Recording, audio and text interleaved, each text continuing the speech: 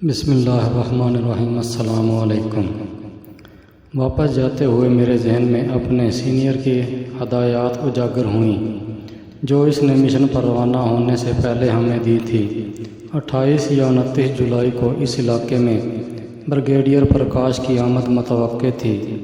اس نے دیوار پر ٹنگے بڑے سے نقشے پر سبز رنگ کے لیزر پوائنٹر کی روشنی سے ایک مخصوص جگہ کی نشاندہی کی، اور یہ وہی بدبخت ہے جس کے حکم سے اس سرحدی پٹی پر آئے روز گولہ باری جاری رہتی ہے۔ اس نے مخصوص رستے کی نشاندہی کے ساتھ ساتھ نقشے کے ساتھ لٹکی ایک بڑی سی تصویر پر لیزر پوائنٹر سے روشنی ڈالی۔ ہمارے سینئر کی گفتگو جاری تھی۔ سرحد کے سکون کو تباہ و برباد کر دیا ہے خبیث نے۔ گو اس بے مقصد گولہ باری سے سرحدی علاقوں کے مظلوم شہری ہی بے سکون رہتے ہیں، بلکہ کئی ایک کے زخمی اور جاں بحق ہونے کی خبریں بھی تواتر سے ملتی رہتی ہیں۔ اس لیے ایسے سرپسند جو امن معاہدے کو خاطر میں لائے بغیر اپنی کارروائیاں جاری رکھیں، زندہ رہنے کا حق کھو دیتے ہیں۔ یہ ایسا خبیث شخص ہے کہ اس کی اپنی سپاہ اس سے سخت نالاں ہے۔ اسے یہاں تعینات ہوئے 4 ماہ ہونے کو ہیں۔ ان 4 ماہ میں شاید ہی کوئی ایسا دن گزرا ہو جب اس کے حکم سے دشمن کی توپیں خاموش ہوئی ہوں۔ اب ہمیں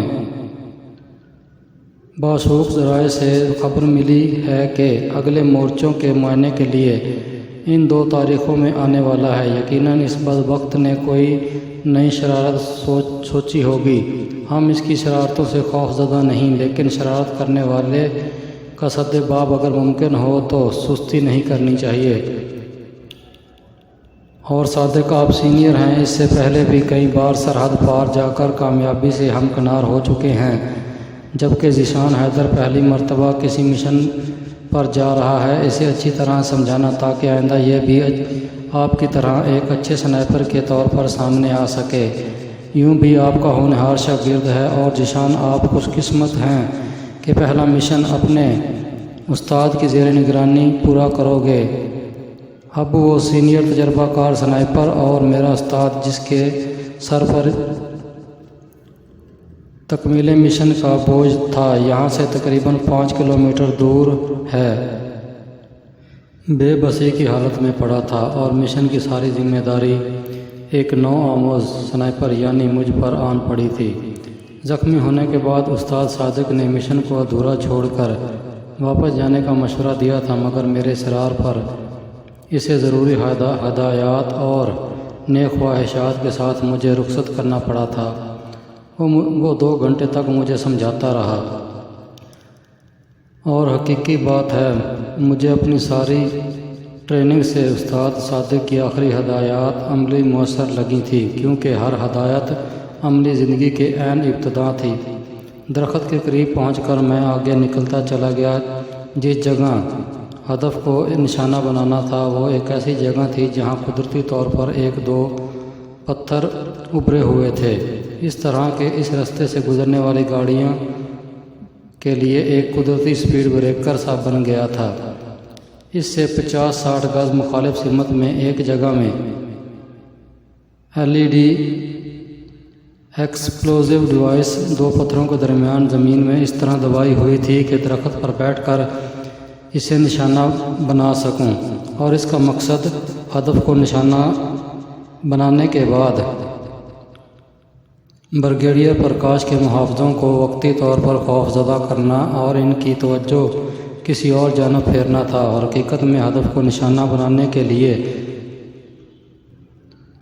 اس LED کو ہٹ کرنا ناممکن نہیں تو بہت زیادہ مشکل ضرور تھا، اور ایک سنائپر کی اصلی پہچان یہی ہوتی ہے کہ اسے ہمیشہ اپنے نشانے پر اعتماد ہوتا ہے۔ آج 28 جولائی کا دن گزر گیا تھا، اور کل بریگیڈیئر پرکاش کی آمد یقینی تھی۔ میں دیکھ بھال اور خوب سوچ سمجھ کر دشمن کی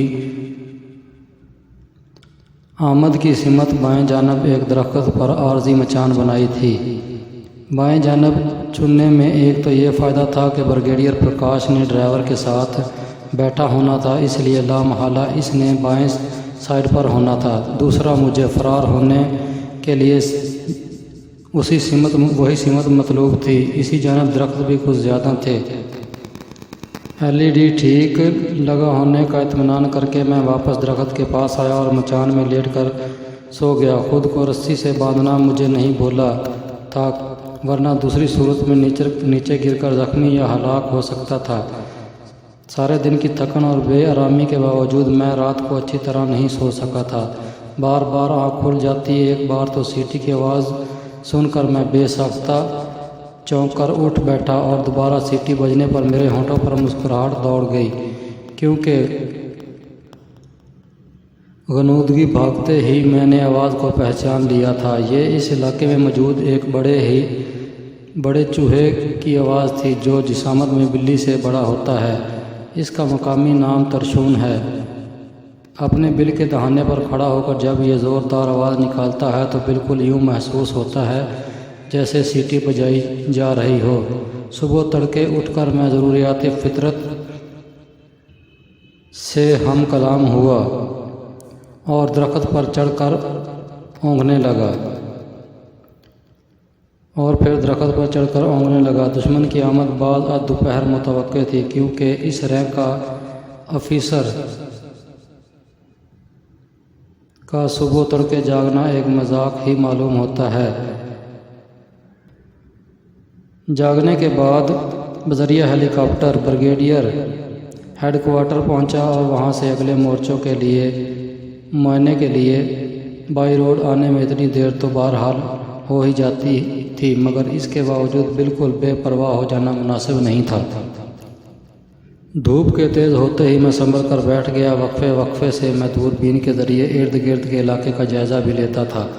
جو ہی سورج نے نصف سفر طے کیا، مطلوبہ سمت سے ایک جیپ نمودار ہوئی۔ میں نے دوربین آنکھوں سے لگا لی۔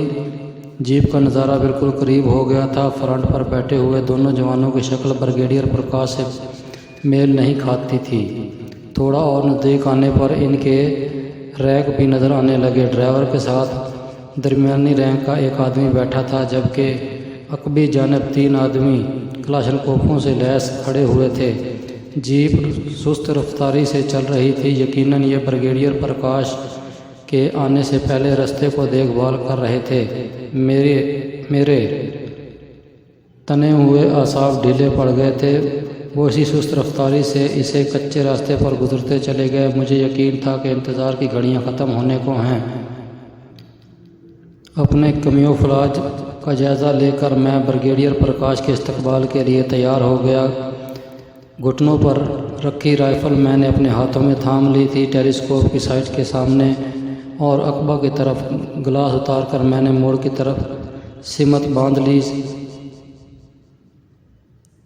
سائٹ کے اندر میں گہری سیاہ لکیریں نظر آ رہی تھیں۔ 2 لکیریں دائیں سے بائیں درمیان کی طرف آ رہی تھی اور قدرے موٹی لکیر تھی جو نیچے سے اوپر کی طرف اٹھ کر جا رہی تھی۔ مؤخر الذکر لکیر نیچے سے موٹی تھی اور اس کا اوپری حصہ باریک اور اس کا اوپری سرا بالکل باریک تھا۔ تینوں لکیریں درمیان سے ذرا پہلے ختم ہو جاتی تھیں۔ اگر نیچے والی لکیر کو اوپر کی طرف مکمل اٹھا دیا جاتا تو سائٹ کے اندر بڑا سا جمع کا نشان بن جاتا۔ اسے عمودی لکیر کا اوپری سرا میرا سستی نقطہ تھا۔ دشمن کی گشتی جیپ کو گزرے گھنٹے سے زیادہ ہو گیا تھا کہ ایک دم موڑ سے 3 گاڑیاں نمودار ہوئیں۔ 2 کھلی چھت کی جیپیں اور درمیان میں چھت والی ٹویوٹا جیپ تھی۔ درمیانی رفتار سے چلتے ہوئے تینوں گاڑیوں نے کلومیٹر بھر کا فاصلہ طے کیا تھا کہ اچانک مجھے ٹویوٹا جیپ کے شیشوں کا کالا رنگ نظر آیا۔ میرا دل بیٹھنے لگا۔ ہدف کو میں نے سائیڈ سے نشانہ بنانا تھا اور کالے شیشوں کی وجہ سے ہدف کا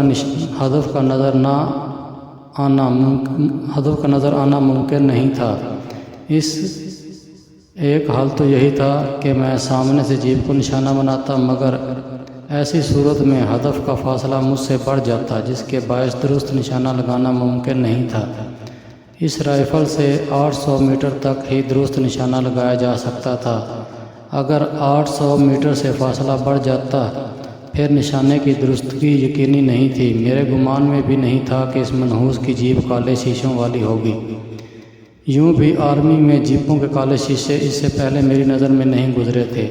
ایک دم مجھے اپنے مشن ناکام ہوتا دکھائی دیا۔ میرے پاس سوچنے کے لیے 2-3 منٹ سے زیادہ وقت نہیں تھا۔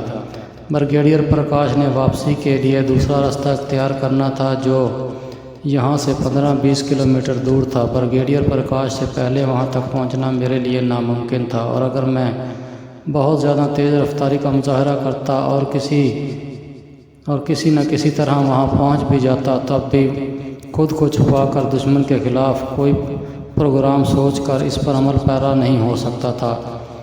استاد صادق نے آخری نصیحت میں کہا تھا کہ ایک تربیت یافتہ سپاہی کا مشن میں ناکام ہونے کے بعد زندہ واپس لوٹنا بھی آدھی کامیابی ہوتی ہے، مگر میں اپنے مشن میں آدھی کامیابی پر اکتفا نہیں کر سکتا تھا۔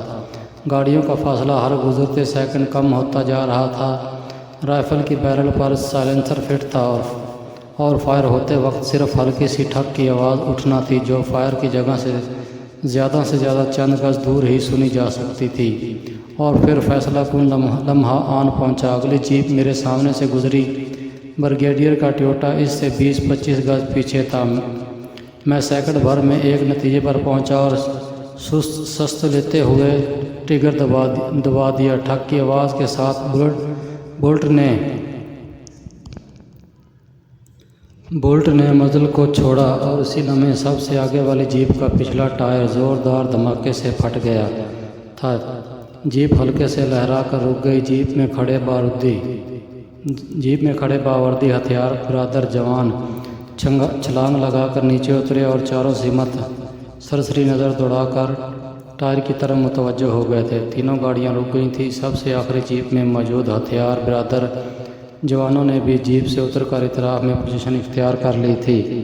اس دوران میں نے کاکنگ ہینڈل کو کھینچ کر رائفل اس احتیاط سے دوبارہ لاک کر لی تھی کہ خالی کیس نیچے زمین پر نہ گرنے پائے۔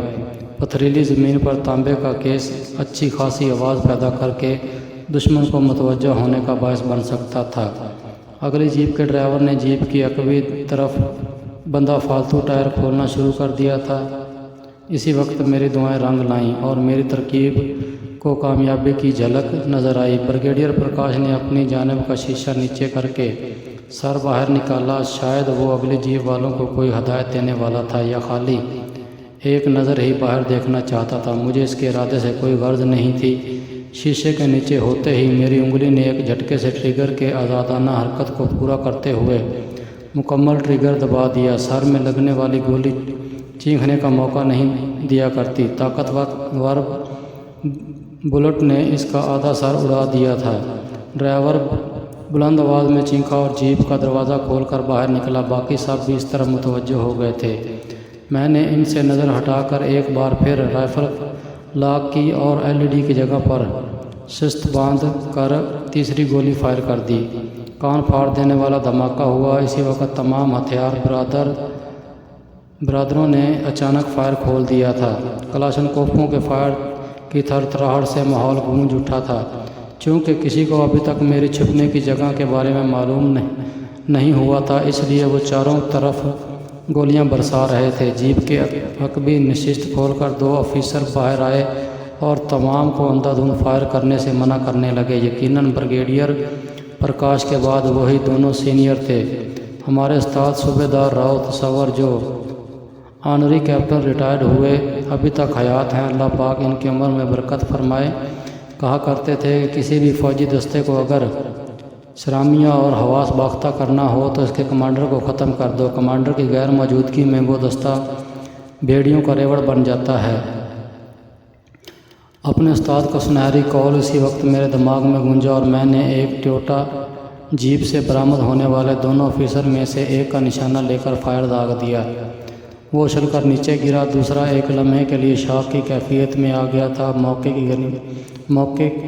موقع غنیمت جانتے ہوئے میری رائفل نے میگزین میں موجود آخری گولی اگلی اور دوسرا بھی اس کے قریب گر کر پانی کی مچھلی کی طرح پھڑکنے لگا۔ میں نے سرعت سے میگزین تبدیل کی۔ اس وقت وہاں 8 بندے نظر آ رہے تھے۔ ان میں سے ایک کی کلاشنکوف کا رخ انہی درختوں کی طرف تھا جہاں میں چھپا ہوا تھا۔ میں نے دفاعی اصول کو مد نظر رکھتے ہوئے سب سے پہلے اسی سے جان چھڑانے کا سوچا اور اگلے لمحے وہ مرغ بسمل کی طرح تڑپ رہا تھا۔ اصولاً مجھے بریگیڈیئر پرکاش کے مرتے ہی وہاں سے فرار ہو جانا چاہیے تھا، مگر دشمن کی کم تعداد اور اپنی گولیوں کو مسلسل نشانے پر لگتا دیکھ کر میرا حوصلہ بڑھ گیا تھا۔ یہ قول استاد محترم سنائپر کی مثال اندھیرے کے تیر جیسی ہوتی ہے کہ جانے کس وقت کہاں سے نکل کر گردن سے پار ہو جائے۔ نظر نہ آنے والے دشمن کا خوف دکھائی دینے والے دشمن سے کئی گنا زیادہ ہوتا ہے۔ اگلی ٹھک نے ایک اور کی زندگی چھین لی تھی۔ کوئی چیخا، بھاگو، ہم دشمن کے گھیرے میں ہیں۔ ایک آدمی نے آخری جیپ سٹارٹ کر کے ریورس گیئر لگایا، مگر چند گز سے زیادہ پیچھے ہٹنا اسے نصیب نہیں ہو سکا۔ میری چلائی ہوئی گولی نے اسے اسٹیئرنگ پر لیٹنے پر مجبور کر دیا۔ باقی آدمی گاڑیوں کا خیال دل سے نکال کر سر پر دوڑ پڑے۔ میری رائفل کی رینج سے باہر نکلنے سے پہلے